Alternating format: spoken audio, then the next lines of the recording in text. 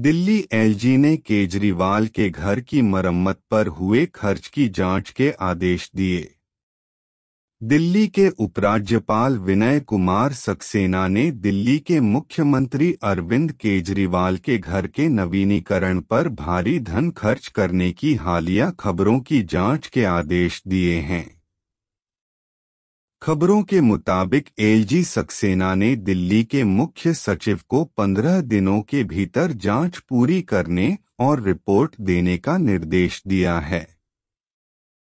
अगर केजरीवाल द्वारा जनता के पैसे की हेराफेरी के सबूत मिलते हैं तो संभावना है कि उनके खिलाफ आपराधिक कार्यवाही शुरू करने से पहले उन्हें घर खाली करने के लिए कहा जा सकता है। दिल्ली के मुख्यमंत्री और आम आदमी पार्टी आप के नेता केजरीवाल ने अपने घर के नवीनीकरण पर 45 करोड़ रुपए खर्च किए हैं। लेकिन जनता के पैसे की इस बर्बादी के बचाव में बेशर्म आप नेता तर्क दे रहे हैं कि अगर प्रधानमंत्री नरेंद्र मोदी अपने नए घर पर 500 करोड़ रुपए खर्च कर सकते हैं तो केजरीवाल 45 करोड़ रुपए क्यों नहीं खर्च कर सकते। केजरीवाल, जो मोदी के आनुवंशिक रूप से विकृत क्लोन के रूप में व्यवहार करते हैं, मोदी की मूर्खताओं को दोहराने की कोशिश करते हैं। उदाहरण के लिए, हाल ही में मोदी ने लोगों से भारत को एक विकसित राष्ट्र बनाने के लिए 5 संकल्प लेने के लिए कहा। उसके बाद भारत को नंबर 1 बनाने की अपनी योजना की घोषणा करते हुए एक वीडियो में केजरीवाल ने शिक्षा, स्वास्थ्य सेवा आदि जैसे 5 सुझाव दिए। वास्तव में केजरीवाल मोदी के अंधे अनुयायी हैं, हालांकि दोनों अलग-अलग राजनीतिक संगठनों से संबंधित हैं। अगर मोदी राम मंदिर जाते हैं तो केजरीवाल राम भक्त हनुमान मंदिर जाते हैं। अगर मोदी हिंदू यात्रा जुलूस में भाग लेते हैं तो केजरीवाल तिरंगा यात्रा भारतीय ध्वज जुलूस का नेतृत्व करते हैं। अगर मोदी झूठ बोलते हैं कि उन्हें जान से मारने की धमकियां मिल रही हैं तो केजरीवाल यह दावा करने में समय बर्बाद नहीं करते कि उन्हें भी धमकियां मिल रही हैं। इस प्रकार दोनों में एक बहुत ही खतरनाक समानता है, दोनों बिना किसी हिचकिचाहट के सार्वजनिक धन को लूट रहे हैं। मोदी महंगे विमानों में यात्रा करते हैं, शानदार कारों के मालिक हैं, अपनी समृद्धि दिखाने के लिए रंगीन वेशभूषा पहनते हैं और महल जैसे घर में रहते हैं।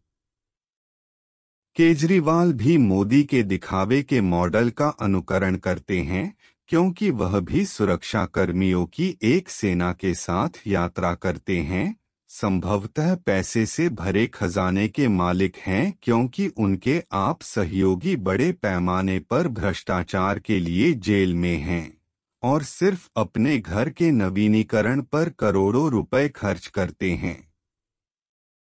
एक ऐसे देश में जहां लाखों लोगों के पास आश्रय नहीं है और वे खुली सड़कों पर सोते हैं और उनमें से कई अत्यधिक सर्दियों और गर्मियों में सड़कों पर मर जाते हैं, मोदी और केजरीवाल उन गरीब लोगों का उनकी समृद्धि के आडंबरपूर्ण प्रदर्शन के साथ मजाक उड़ा रहे हैं।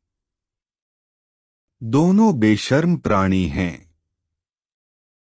अब भारत के पीएम के रूप में मोदी के पद पर कब्जा करने के उद्देश्य के साथ केजरीवाल देश चलाने की मोदी की क्षमता पर हमला कर रहे हैं। केजरीवाल का कहना है कि मोदी सबसे भ्रष्ट और अनपढ़ पीएम हैं, जिन्हें भारत ने 1947 में अपनी आजादी के बाद देखा है। लेकिन वास्तव में मोदी और केजरीवाल में एक ही तरह के लक्षण हैं। हर तरह से सत्ता हथियाने के लिए अपनी पागल हाथापाई में वे लोगों के साथ गुलामों की तरह व्यवहार कर रहे हैं। आज उनके निरंकुश शासन में लोग अत्यधिक भ्रष्टाचार, मुद्रास्फीति, बेरोजगारी, अन्याय और धार्मिक दुश्मनी के तहत पीड़ित हैं। लेकिन वे अपने काम को गलत तरीके से दिखाने के लिए फर्जी विज्ञापनों पर भारी सार्वजनिक धन खर्च करके लोगों की आंखों में धूल झोंक रहे हैं। 2024 के लोकसभा चुनाव पर नजरें गड़ाए मोदी और केजरीवाल ने मतदाताओं को धोखा देने के लिए भ्रामक भाषण देने शुरू कर दिए हैं। ये दोनों नकली राष्ट्रवाद को बढ़ावा देने की कोशिश कर रहे हैं, जो नाजी पार्टी के नेता एडोल्फ हिटलर द्वारा प्रचलित जर्मन राष्ट्रवाद के समान है।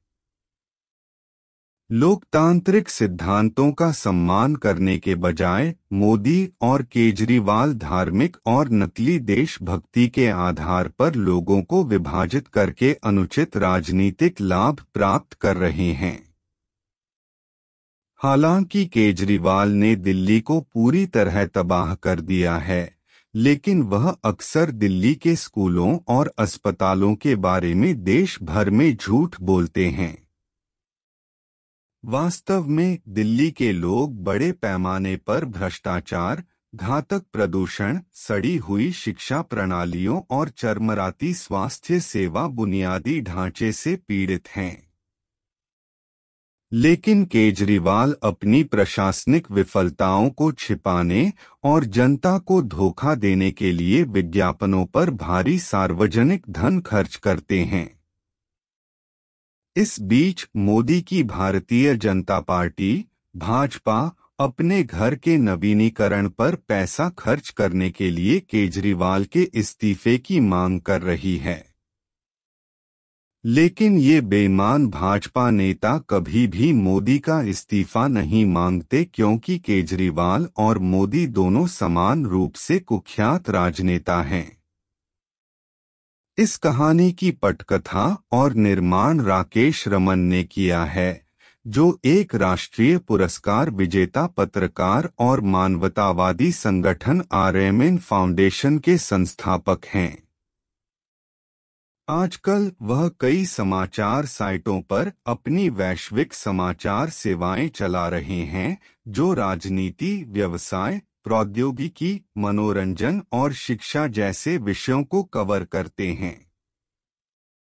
इससे पहले वह द फाइनेंशियल एक्सप्रेस के लिए नियमित रूप से एक विशेष संपादन पृष्ठ कॉलम लिख रहे थे, जो दी इंडियन एक्सप्रेस समूह का एक दैनिक व्यावसायिक समाचार पत्र है। वह संयुक्त राष्ट्र औद्योगिक विकास संगठन यूनिडो के माध्यम से डिजिटल मीडिया विशेषज्ञ के रूप में संयुक्त राष्ट्र UN के साथ भी जुड़े थे, ताकि व्यवसायों को ब्रांड मार्केटिंग और व्यवसाय विकास के लिए प्रौद्योगिकी का उपयोग करने में मदद मिल सके। आप इस वीडियो के तहत दिए गए संबंधित लिंक देख सकते हैं और अधिक जानकारीपूर्ण वीडियो देखने के लिए RMN YouTube चैनल की सदस्यता ले सकते हैं। धन्यवाद।